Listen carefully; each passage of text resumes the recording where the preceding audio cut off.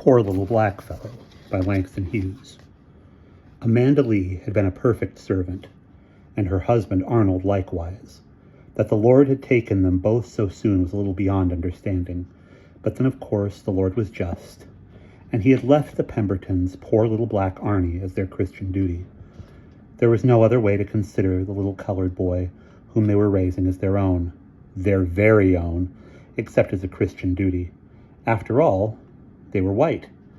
It was no easy thing to raise a white child, even when it belonged to one, whereas this child was black and had belonged to their servants, Amanda and Arnold. But the Pembertons were never known to shirk a duty.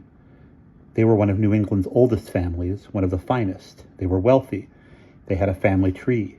They had a house in a charming maple-shaded town a few hours from Boston, a cottage at the beach, and 4 servants. On Tuesdays and Fridays, Mr. Pemberton went to town. He had an office of some sort there. But the ladies, Grace Pemberton and her sister, sat on the wide porch at home and crocheted. Or maybe they let James take them for a drive in the car. One of them sang in the choir. Sometimes they spoke about the 2 beautiful Negro servants they once had, Amanda and Arnold. They liked to tell poor little Arnie how faithful and lovely his parents had been in life. It would encourage the boy. At present, of course, all their servants were white. Negroes were getting so unsteady. You couldn't keep them in the village anymore. In fact, there were none in Mapleton now. They all went running off to Boston or New York, sporting their money away in the towns. Well, Amanda and Arnold were never like that.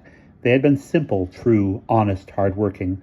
Their qualities had caused the Pembertons to give, over a space of time, more than $10,000 to a school for Negroes at Hampton, Virginia, because they thought they saw in Amanda and Arnold the real qualities of an humble and gentle race.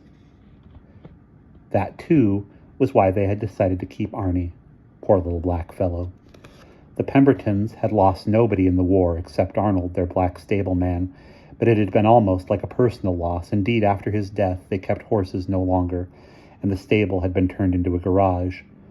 Amanda, his wife, had grieved terribly too. She had been all wrapped up in Arnold and in her work with the Pembertons. She was their housekeeper, and in her little dark baby, Arnold Jr. The child was 5 when his father went to war, and 6 when Amanda died of pneumonia, a few weeks after they learned Arnold had been killed in the Argonne. The Pembertons were proud of him, a Negro who died for his country. But when that awful winter of 1919 ended, the Pembertons judged it must have been awful from what they read. When the winter ended, the family was minus 2 perfect servants who could never come back, and they had on their hands an orphan.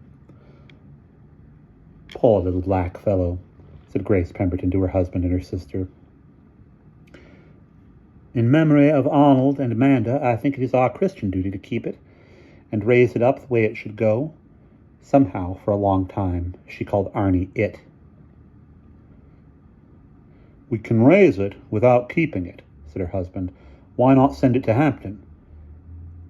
Too young for that, said Emily, Mrs. Pemberton's sister. I have been to Hampton, and they don't take them under 12 there. So it was decided to keep the little black boy right in Mapleton, to send him to the village school, and to raise him up a good Christian and a good worker.